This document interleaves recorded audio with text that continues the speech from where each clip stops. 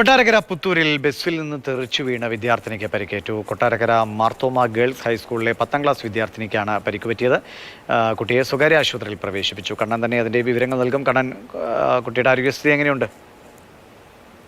കുട്ടിയുടെ ആരോഗ്യസ്ഥിതി സംബന്ധിച്ച് ഒരു പൂർണ്ണമായിട്ടുള്ള വിവരം നമുക്ക് ലഭ്യമായിട്ടില്ല. തല അടിച്ചാട് റോഡിലേക്ക് വീണതെന്നാണ് നമുക്ക് ലഭ്യമായിരിക്കുന്ന വിവരം. ഈ ബസ്സിൽ പുത്തൂർ കല്ലുമുട്ടിൽ നിന്നാണ് പെൺകുട്ടി ബസ്സിൽ കയറിയത്. ആ സമയത്ത് വലിയ രീതിയിൽ തിരക്കുണ്ടായിരുന്നു. ഈ ബസ് ഹൈഡ്രോളിക് ഡോറുള്ള ബസ്സാണ്. തിരക്ക് കാരണം ഹൈഡ്രോളിക് ഡോർ അടയ്ക്കാൻ സാധിച്ചില്ല എന്നാണ് പോലീസിന് കിട്ടിയിരിക്കുന്ന വിവരം. അതിന്റെ അടിസ്ഥാനത്തിൽ ഇപ്പോൾ ഡ്രൈവറെയും അതുപോലെ തന്നെ കണ്ടക്ടറെയും ഒപ്പം തന്നെ ബസ്സും പോലീസ് കസ്റ്റഡിയിൽ എടുത്തിട്ടുണ്ട്. കുട്ടിയെ കൊട്ടാരക്കരയിലെ ഒരു സ്വകാര്യ ആശുപത്രിയിൽ പ്രവേശിപ്പിച്ചിരിക്കുകയാണ്. എക്സ്റേ അടക്കമുള്ള കാര്യങ്ങൾ എടുത്ത് ഡോക്ടർമാർ പരിശോധിച്ചുകൊണ്ടിരിക്കുകയാണ്.